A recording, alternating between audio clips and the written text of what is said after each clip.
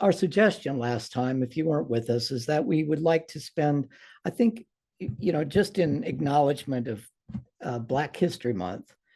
I wanted to do this last year. I wanted to read with a group one of Zora Neale Hurston's books, an anthropological book called Barracoon, but wasn't able to put that together. But we're going to be looking at a new book that just came out, a novel that was unfinished by Zora Neale Hurston. In fact, it was almost lost to a fire. After her death, I understand that there was a trunk that was saved from a fire, and there are a lot of burned pages to the manuscript. And so what we have is not Zora Neale Hurston's complete novel itself, but it is of interest to literary scholars as well as, I guess, biblical scholars in some way. I don't know if you've had a chance to look at the book itself, but Hurston did a great deal of research on this book. In fact, it was part of a larger concern that she had throughout her life. If you read the article of the New Yorker, she, she died about the time that a lot of these big budget films like Ben-Hur and the Ten Commandments were coming out. And she envisioned her life's work being the story of the Jews being made into a screenplay. Of course, that never happened. But it's not like she just wrote it off of the top of her head. She was reading Josephus and some other contemporary or near contemporary historians of Herod the Great, and kind of fashioning together this story. So one thing is, if you don't know much about Hurston, I'll just go over this quickly. I mentioned this last time, but she was born in 1894 and had the unique experience of growing up in Eatonville, Florida. And Eatonville was an incorporated Black community, one of the only communities in the United States at that time that was founded by African Americans and managed by African Americans, just right outside of Orlando. So that gave her a very, unique perspective on life. She actually did not graduate from high school. She eventually had to get her GED and eventually was able to go to Howard University. And this would have been in 1918. But prior to that time, she had spent on the road being a singer in a Rodgers and Hammerstein. Is that right? No.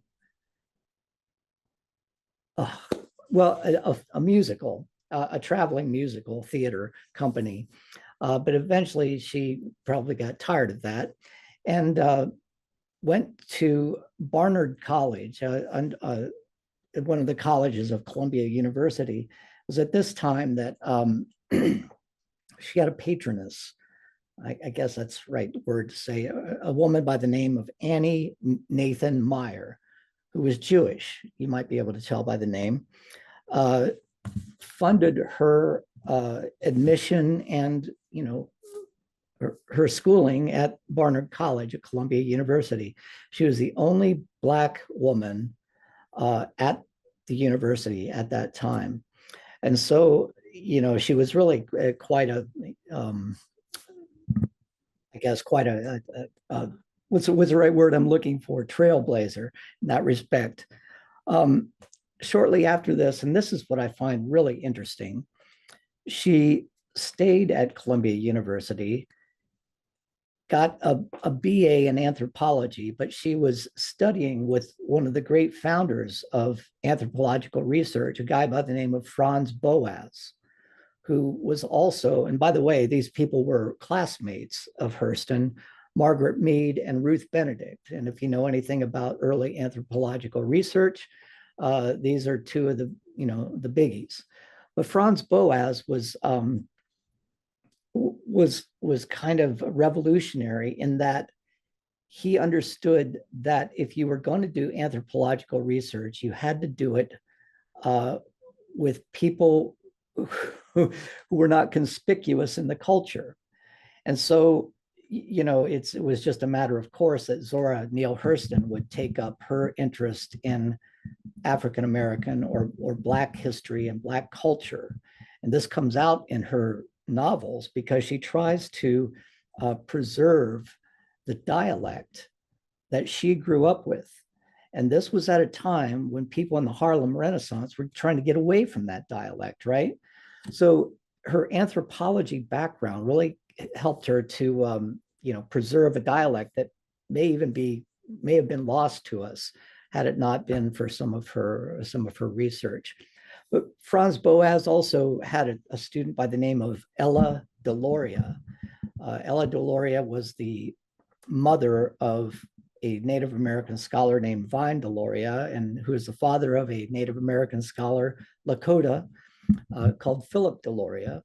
And, you know, they were able to do research on the Lakota at a very, very important time as well. Ella Deloria, you can see in 1920, this would have been just 30 years after Wounded Knee, was able to, get firsthand oral histories of that account. So Hurston was, first and foremost, she was an anthropologist. She was a member of the Harlem Renaissance. She moved to New York City and met people like Alan Locke. I think that's how you say his name, Alain, Alan Locke, and others who were part of that movement. But she was also unique in that, while they were trying to demonstrate how these authors were as eloquent and, as their white counterparts, right? Hurston maintained her anthropological focus.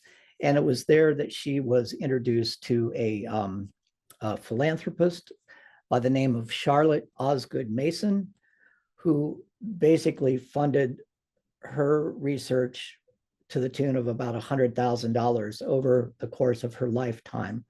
And Mason was, a benefactor of the Harlem Renaissance authors as well, to the tune of $1 million, which in the 1930s was, quite a bit of money.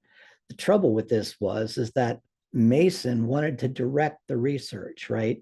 She became too involved with the research. So there was this very tenuous relationship between Hurston and Osgood, and Mason. So she wrote novels. She also wrote folklore. The one that I told you about that I wanted to tell you about was the story called Barracoon. The story, it was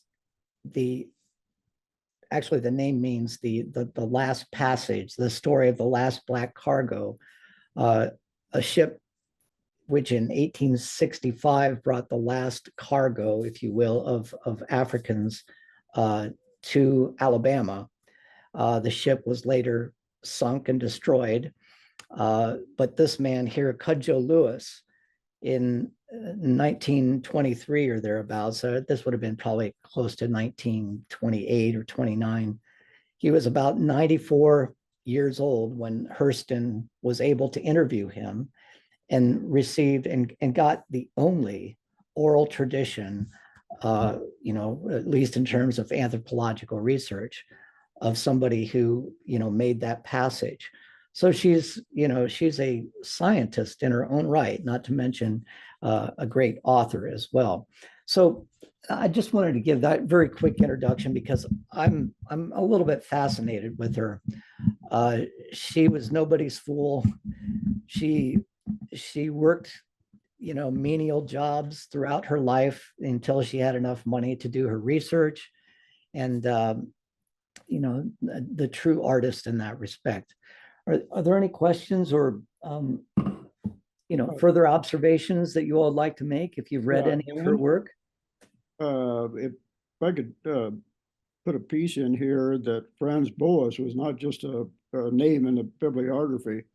Franz Boas, most of us give him credit for creating the field of social anthropology.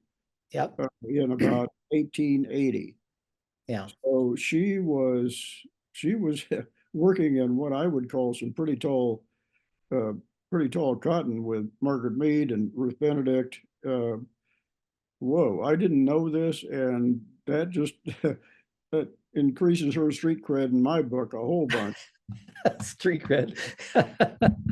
Well, Yeah, literally, I just never thought I'd hear you use the word street cred, but that's where anthropologists work, though. yeah, yeah, no, absolutely. She has written a book on hoodoo or voodoo, where she spent time in Jamaica and Haiti. I can't remember if it was both of those. Um, and she was also fascinated, and this was her life's work, with the story of the Jews. And I haven't been able to figure out just what it was that that captured her imagination about Jewish history. But she essentially saw the Jews, and the Jews that we're talking about in the Old Testament, as the precursors to modern day humanism and modern day democracy. It was they who laid the foundation of what we now enjoy as, or should I use the past tense on that? What that we once enjoyed as the democratic process and the democratic identity of our nation. So she's fascinating in that respect, and and very very bright, uh, and hard to imagine that she was able to accomplish what she accomplished in the 1930s. You know, as a Black woman, a lot of her writing does not really focus on her being an African American woman, though in her novels, Their Eyes Were Watching God, it is a story that draws on a lot of her autobiography, but she had a much broader interest in the world than just simply her experience as an African American woman. She was interested in, as any anthropologist might be, in the human experience. Other comments about this? To the ripe old age of 71, which uh, this is just one of her quotes that I thought I'd share with you. If you're silent about your pain, they'll kill you and say you enjoyed it. And so she, by the way, she was known as kind of the center of the party. She was always very well dressed in Harlem at the time. Uh, and when she walked into her room, she basically commanded the attention of the room, by all accounts. So she's quite a character that way, but never able to achieve her lifelong dream, and that is to write this story of the Jews. But we are looking at just one chapter of it, the life of Herod the Great. Um, you probably know about Herod the Great. One of the difficult things about Herod is that his name appears throughout the New Testament as well as in the Acts of the Apostles. But there are basically three generations of Herods that we're talking about, but they are just simply referred to as Herod. But Herod the Great died about the time that Jesus was born, around 4 BCE. He was the so-called king of the Jews between 37 BCE and 4 BCE. He had a whole slew of sons, many of whom he polished off. As Paula Fredrickson once said, that politics uh, in the era that we're talking about was a contact sport. Herod didn't didn't hesitate to kill people he thought were um, trying to undermine him, or if I could use a much more contemporary relevant term, someone who was not loyal.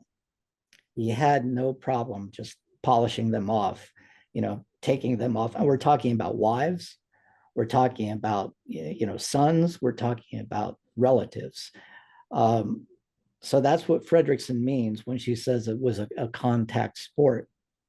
Um, he is referred to, of course, in the birth stories of uh, Luke, especially, or excuse me, Matthew, especially, right, where he's told that the King of the Jews is being born, and he calls the Magi to come and say, "Where's this child to be born? Because I want to go and pay homage to him." And then, of course, the story of the slaughter of the innocents, which historically did not happen, but given Herod's tendency to slaughter people at will, this book opens up, by the way, in 47 BCE, just 10 years before he becomes king. And it's going to center around uh, the slaughter, the massacre of a bunch of bandits in Galilee, led by a man named Hezekiah. That's how Herod became the king of the Jews, you know. But it's not like, you know, he was an anomaly in this time period, and that's what I kind of want to introduce you to today. Um, he was a Jew, by the way. He was, and Hurston makes this point, as well as some of the biographers of Herod. You know, he did follow Jewish law and custom, or so it's reported. He put a lot of money into the building of the Jewish temple in Jerusalem. He was incensed when his sister, also a Jew, wanted to marry a Nabatean who was not Jewish. And that Nabatean, as you might imagine, did not want to become circumcised, did not want to become Jewish. And so he wouldn't let the marriage take place. So to get this idea that Herod had no real concern about Judaism may be a little bit inaccurate, because even Josephus talks about his commitment to Judaism. But what Judaism? That's the question we have to talk about. There are other Herods, right? The Herod that killed John the Baptist, that was Herod's son, Herod the Great's son, Herod Antipas. Then in Acts, there's a reference to Herod Agrippa. And if I'm not mistaken, that is Herod's great grandson, who would have been in power around 100 of the Common Era, or 90 to 100 of the Common Era. So any questions about that so far? Dan? Yeah, go ahead, Will. Oh, well, I haven't read far, but in the preface and introduction, you get the sense of anthropology that she's looking at a broad context, and she even says there are parallels with hang on, parallels with Parallels with the Roman Empire, parallels with, no, yeah. parallels with Napoleon Bonaparte. Oh, right. Yeah. Yeah. Yeah. Wow. So I'm anxious to see how that works out. Well, Napoleon, who suffered from some of the same types of Yeah. paranoia that Herod did as well. So it's going to be an amazingly thought-provoking process that you're going to Well, take through. yeah, I am concerned. I don't think Constance is here, but I am concerned about Constance's comment that, you know, there is a tangled web of names in the first chapter. And what I want to do today is try to give you the background here. I've got another call and I don't know what it's about. But anyway, I wanted to give you a little bit of background as to that, you know, what we need to keep in mind as we think about Herod. Really, the story begins in probably it's best for us to start all the way back in 539 BCE with the Edict of Cyrus. Remember, during the Babylonian captivity, we had the Jews who were allowed to return to Jerusalem. Now, it's important to note that there were many Jews who did not return to Jerusalem. And thus, we have what's known as the diaspora after this, and that's the dispersion of Jews into various communities. Prior to the Babylonian captivity, most, if not all, Jews were centered around, you know, what we know of as Judea, Samaria, and Galilee. But after the Babylonian captivity, when they were taken as prisoners, well, taken as refugees off to Babylon. And when Persia overwhelmed the Babylonians and Cyrus issued his edict, there were some people who, after roughly 50 years, said, no, we're good. In fact, you're now 2 generations away from even remembering Jerusalem in the first place. And so they said, no, we'd like to stay here. And so they did stay, and they continued to, produce their commentary on the Hebrew Bible, came to be known as the Babylonian Talmud, while some people returned to Jerusalem. But also remember, during the Babylonian captivity, there were some people, some Jews, who escaped down into Egypt. And so you've got 3 Jewish communities, one in Babylon, heavily influenced by the Persian religion, one in Jerusalem, and this would have been about 500 BCE, whose intent, the community in Jerusalem is intent on rebuilding their temple and returning to the way of life that they knew prior to their captivity. And then you had a group of people in Alexandria who would eventually be heavily influenced by Alexander's Hellenization.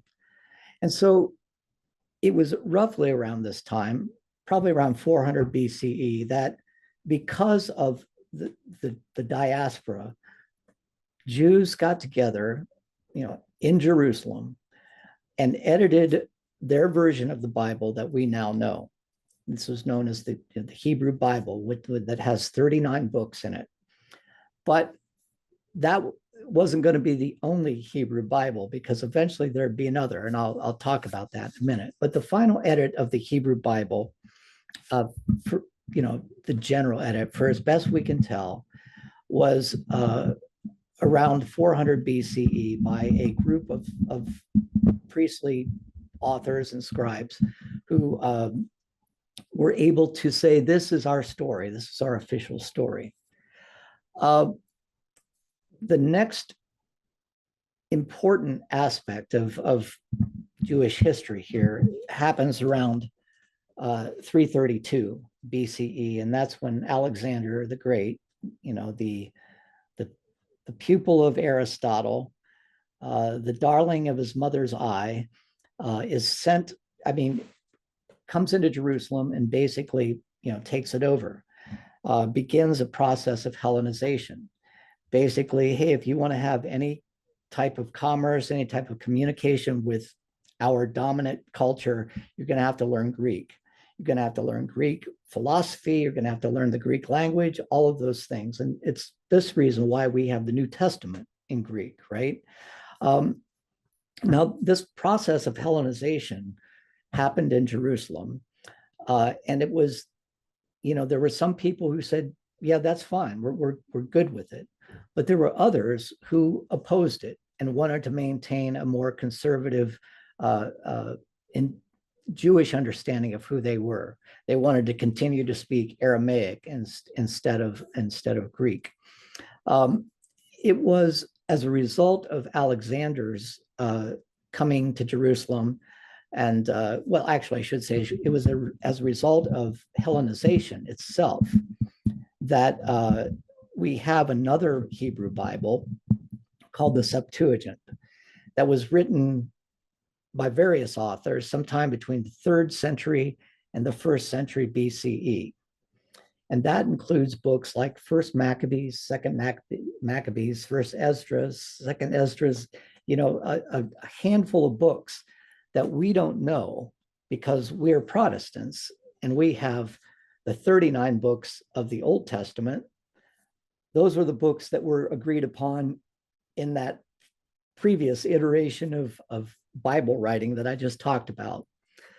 But the Septuagint came to be foundational to what we now know as the Roman Catholic Church. So if you go to the Roman Catholic Church and you look at their Bible, you're going to see Hebrew stories and Hebrew books that are not in the Protestant Bible. That's because the Protestant reformers wanted to be as pure as possible, and they drew upon the Hebrew tradition instead of the Greek tradition. So that's just a little aside about the Septuagint. But the Septuagint is important for us because it gives us an insight into the history written from a very subjective point of view of this time, about 3rd century to the 1st century BCE, because it was at this time that the Jews had a dream that they wanted to fulfill. After Alexander dies, things take on, let's say, a new hue in the area that we know of today as Palestine. But let me stop there and see if there are questions about the Septuagint. And all of this is important for Herod, believe me. I'm not just throwing this out there. Okay. Questions about the Septuagint or anything really?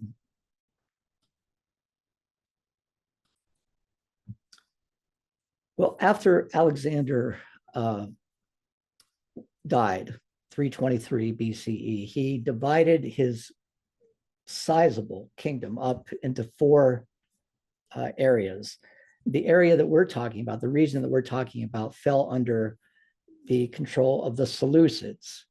There was another group called the Ptolemies who were located in Egypt, right? They were Greek rulers. They were all, very, very loyal to Alexander. But in the years that ensued, they came to be, enemies with each other. So Israel, as we know it today, Palestine, was in kind of that combat zone between the Ptolemies, who were located in Antioch, Syria, in northern Syria, and then, excuse me, I said the Ptolemies, the Seleucids in the north, located in Antioch, Syria, and the Ptolemies, who were in Egypt. And there was a lot of fighting between those 2 Greek-speaking rulers. So Jerusalem was kind of in the fray. And one of these rulers, a guy by the name of Antiochus Epiphanes, Antiochus IV, on one of his campaigns against the Ptolemies, just got his tail licked. And on his way back, I mean, he became very vindictive. It's amazing that a ruler would do this, or somebody in a position of power would become vindictive against the people, that they fought against. But I guess it happens from now and then. He became very vindictive and decided he wanted to take out his anxiety and his frustration on the Jews. So he goes into the Jerusalem temple and basically desecrates it. Stories are told that he sacrificed a pig on the altar. Not sure if that actually happened, but the temple was desecrated. And not only that, he set up a law that there would be no worship of anybody in the whole region where the Jews were, except for the worship of him. And they had to sacrifice to Antiochus Epiphanes. So this image I have in front of you here is from that time period. Well, it alludes to that time period where you actually have the devil, in a seat of authority, and he is requiring that the Jews worship him. Well, this didn't sit well with a priestly family in Modine, outside of Jerusalem, who one day just had enough.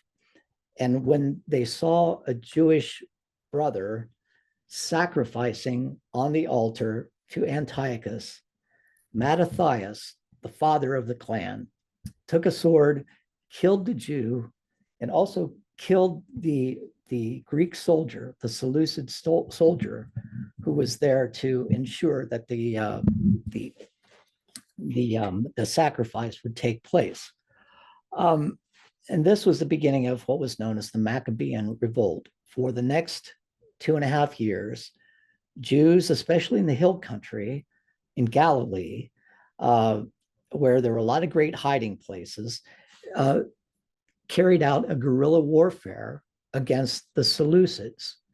And eventually, by 165, the Seleucids said, okay, we'll give you some of your own autonomy, but you still have to pay taxes to us. Now, the reason they did this, the Seleucids in Syria, is because they had their attention directed towards what was going on in the Roman Republic at that time and their expansion, the Romans' expansion ideas. So, the Jews were pretty much small change to the Seleucids. So after the Maccabean revolt, when the temple was rededicated in 165 BCE, this is where we celebrate Hanukkah, there was a golden age that many of the Jews thought was a result of God's providence. They believed that this was the time where they were going to reestablish the kingdom of David and once again be the glorious kingdom that they once were. And thus begins from about 140 to 37 BCE, actually even I would say to 47 BCE, a century of conquest. The Hasmonean dynasty, this priestly family called the Hasmoneans, became the rulers of the Jews in Jerusalem. Of course, the Jews in Jerusalem had to pay tribute to the Seleucids, but until about 110 BCE, after 110, they were pretty much on their own. They had some autonomy to themselves, and they start to establish a kingdom in which the king and the high priest were one and the same. The king and the high priest were one and the same. The reason I say this is because this gives us some insight into what many in Jesus' day believed were going to be what the coming Messiah would be like. And of course, the church today, Christianity, recognizes Jesus as prophet, priest, and king. But there was precedent for the king and high priest be one and the same. That, however, all falls apart in 63 when members of the ruling family, and they are a family, and it's hard to imagine that Jews would fall into skirmishes with each other about this kind of thing, but they did. It's just brothers began to fight against brothers, Cain against Abel, you might say, for control of for control of the Hasmonean kingdom. This set up the opportunity for a general by the name of Pompey to come into Jerusalem and take it for his own. And this is the place where we are introduced to a new way of ruling Jerusalem. At that time, there was a priest in place that was summarily executed, and another priest by the name of John Hyrcanus II, was put in place, but he was not seen as a king. The Romans said, no, you don't have kings. You can have your high priest, you do your little sacrifices and all that, but we will not abide kings at that point in 47. So what they did is they appointed a man who was a friend of the Romans, who had supported Julius Caesar in Caesar's campaign, and who had many connections across the Roman Empire. And his name was Antipater. This was the father of Herod.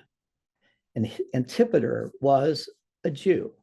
So I want to point this out because if you can see the map that I have, this century of conquest during the Hasmonean dynasty from about 140 to about 63 involved a series of land grabs. If you can see this area right around Jerusalem, that was the Jewish kingdom, you might say, the Hasmonean kingdom, when they gained their freedom from the Seleucids. But as you see, the colors get darker and darker. That is what happened over history as they grabbed more and more land, until finally you see the purple here, which was the greatest land grab, and the one that should concern us, because it was this land grab that incorporated into their kingdom an area known as Idumea. And Idumea was a tribal landscape that the Hasmoneans said, look, if you want to be on our side, you have to convert to Judaism. And they did. Antipas, who was Antipater's father, and Antipater himself converted to Judaism. But at the same time, they kept their ties with the Nabatean kingdom, which was off to the east here. And that was going to prove to be very beneficial for them politically, because now you've got a series of bedfellows. You've got the Romans, you've got the Idumeans, and then the Nabateans, who were really ruling their area from Petra. Some of you have been to Petra, right? And then you've got this emerging dynasty called the Herodian dynasty. This is where our story is going to pick up. Antipater was an Idumean noble who was trusted by the Romans, and he was put in charge of this area that we know of as the Hasmonean kingdom, when the Hasmoneans found that they could not control it anymore. Civil war broke out among the Jewish Hasmoneans. Romans come in and said, we need somebody who's not a Jew to look over this. So they did a smart thing. They kept the high priest, saying, we don't have any problem with your religion. The Romans said, we don't have any problem with your religion. When it comes to the political affairs of the state, we want somebody we can trust. And that was Antipater. And thus Antipater begins his whole political intrigue that involves his sons, a series of sons, the eldest of which, Phaziel, I think is his name. I might not have that name correct. In 37 BCE, Antipater, and this is where the book opens up, by the way. It's in, I'm sorry, 47 BCE. The book opens up with Antipater speaking to the Sanhedrin. The Sanhedrin is that group of priests made up of the of Sadducees and Pharisees, who really decide on the political and mostly the legal matters of Jerusalem. And he's opening up to them and saying, the Romans have put me in charge, and I'm asking you to accept this. And they all kind of look at each other, and they're not really crazy about Hyrcanus II in the first place, right? Who is their high priest. So they say, yeah, we need some stability. We are going to put the future of our kingdom on your shoulders, Antipater, but you have no control of our religion, just a control of our political goings on with Rome. Well, it is at this point that Antipater says, what I'm going to do, because I can't handle this all by myself, I'm going to put my son Phaziel, who's the oldest, he is going to become the king, if you will, or I can't remember the exact term they used, of Judea. And then my son Herod, I'm going to put in charge of Galilee. This is a fateful decision, because Galilee, you might remember, is the place where a lot of revolution has been fomented over the years. I should also add to this, just as an aside, another political player in this are the Parthians, the Persians, you might say, who are still kind of meddling in the affairs of this region. But that's all I'm going to say about them for right now. But you might remember in our study of Revelation, the four horsemen of the apocalypse were modeled after the Parthian invaders. So they required some concern if they were going to maintain the safety of this region. Well, Antipater could provide that safety. He puts Herod in charge of Galilee. Galilee, where Jesus is from, where Nazareth is. And Herod, I probably shouldn't tip my hand here and tell you about what's is going to happen in the book. But Herod really oversteps his authority and massacres a group of bandits, including a bandit by the name of Hezekiah. And this is a conversation that's going on in the first chapter of the book. And this is where we pick up. So it's terribly complex. If you really want to get complex, you want to talk about the conflict between all of the kings of the Hasmoneans. But eventually we're going to see how the Herodian family is going to marry its way into the priestly family of the Hasmoneans, thus giving themselves more legitimacy in Jerusalem as it is. So let me stop. I know that's a lot of information. And as I said, I'm going to try to come up with a glossary in alphabetical order of some of the names that you're going to be dealing with. Mariamna, Alexandra, Phaziel, Herod, Antipater, Antipas, Hyrcanus II, or just Hyrcanus as he's referred to in the book. This is probably the biggest deficit in the book that I don't think Hurston, she's writing more as an anthropologist than she is as a novelist, and she assumes a lot on the part of, actually this information may have been in people's minds when she was writing the book, because people knew about the Romans, they knew about ancient history. We don't anymore. So questions about this or comments?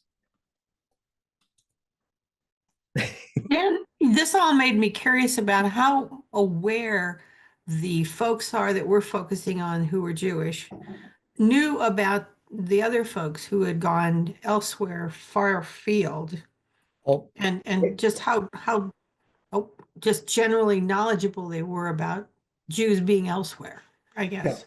no, they were knowledgeable. They knew that there were three foci of Jewish inhabitation, right? One was in Babylon, that by the time of Herod was being influenced by the Parthians and their very, apocalyptic understanding of just theology. So the Babylonian Jews are in conversation with those kinds of questions, the questions that arise out of Zoroastrianism, for example. Then you had a group in Alexandria in Egypt, and these were the ones who fled, the Babylonians in 587 or so, and settled there. But they were also the ones who benefited from the Hellenization of the Greeks. They flourished and were very accepting of, the Hellenization, the Greek language. Thus, we have people like Philo of Alexandria, who writes and is very learned in his understanding of Greek philosophy in a way that many Jews were not. Then you had a group in Jerusalem who were the conservatives, you might say, who wanted nothing to do with outside influences and wanted to maintain, kind of their Jewish heritage. But even among that group, there were some who became Hellenized. And there were some who were open to Greek learning. And then there were some who were just utterly reactionary, like the Essenes, especially, that wanted to go off into the desert. And then there were others that were like the Pharisees, who were still concerned with questions that they brought back from Babylon in 539. Is there an afterlife, for example? So it's an incredibly complex mix. And what we don't often see is an understanding of where Herod fit into all of this. We just give him that brief, introduction in Matthew, and then, we have Antipas in the Gospels.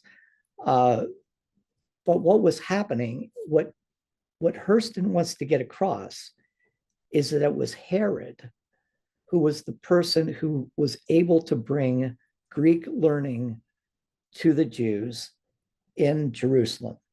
And thus, embarked and thus created a whole new trajectory for the Jews who would survive the destruction of the temple in 70 of the Common Era. It's an interesting hypothesis, and I really want to see where she goes with it. But basically, she's saying that Herod made possible, through a variety of ways, the introduction of synagogues becoming the center of Jewish worship instead of temples. Through many steps that really don't involve Herod specifically, but she's drawing a connection between new Jewish learning that takes a more Greek or Hellenistic or Hellenized understanding of the world into account. So this is actually grad school kind of stuff, unfortunately. And I'm so happy that you're indulging me with it. I hope it doesn't draw you all away or, chase you away. Any other comments or questions? Yeah, Dan, I have one just Mhm. briefly. I think it's important to keep in mind that the time period we're talking about is what, maybe one generation before the time of Christ, and Correct. a couple of generations before the time of the gospel writers. Right. And that's always been, and to my understanding, has been a serious item of discussion among biblical scholars and studiers as to exactly how Hellenized these people really were. Right. I learned that all of the gospel writers were considered to be and assumed to be Hellenized Jews Correct. at different levels. Yeah. But that Jesus was probably somewhat Hellenized as well. And Right. the point that she makes in the book, and I'll try to avoid any spoilers because I'm pretty well through it, Are you really? Okay, good. is that Herod's, he makes his bones in Galilee. That and then according to the book, he's beloved in Galilee. You mentioned something about overstepped his bounds with Hezekiah, but in the book he's like the hero and saved the day. Yeah.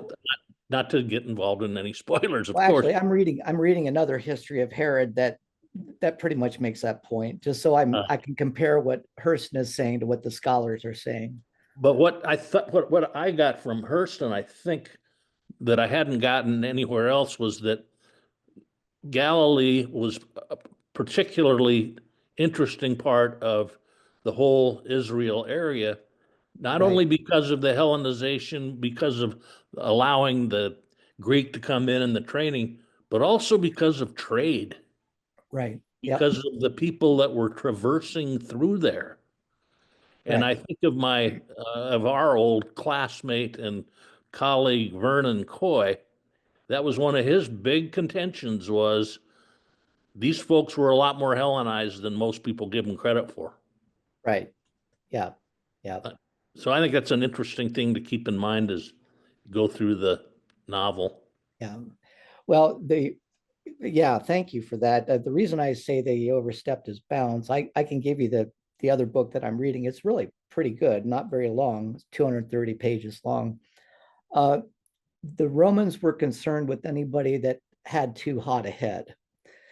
And Herod, and of course, people loved it because of, the people in Jerusalem loved it because there are a bunch of bandits up there that, were stealing from them in the trade routes and things like that.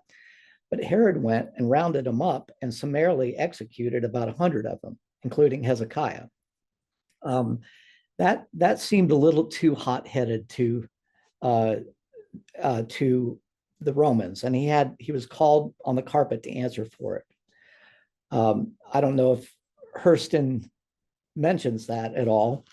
That's why it's important for me, because she's writing as a mythologizer in a lot of ways, and I don't know how much history she's including, because I've only gotten maybe 50 pages into the book or so. but I want something that is measured and scholarly to read against what she is saying. So next week I'll give you a name, or we won't meet next week, but the week after that. So I have 2 weeks to put this glossary together, and hopefully it'll be a work in progress as I go through the book. But thank you for that, Mac. I'm so glad I'm so glad this is at least intriguing you around a question that has always, been in the back of your mind, just how Hellenized were the writers of the Gospels, and, how did that come about? Especially since many of the Gospels were coming from this area in general. And none of them was written in Aramaic that we know of, right? Yeah. So anyway, I think that's where we are. I'm going to stop our share. I hope you all, if you kind of get into the novel and find that it's, got a lot of names that you don't recognize, I'll try to get this glossary done as quickly as I can. Another thing I wanted to say is that I'm teaching another class that takes place on Sunday nights, starting this Sunday night and ending February 23rd, but it's on theories of the atonement. Basically asking can there be a nonviolent atonement? And I'm teaching this for UCC and disciples, pastors. But I wanted to let you know, if you're interested in that kind of question, looking at satisfaction theory versus moral influence theory, things that we've actually gone over in this class, you would be more than welcome to join that group. Just send me an email and let me know.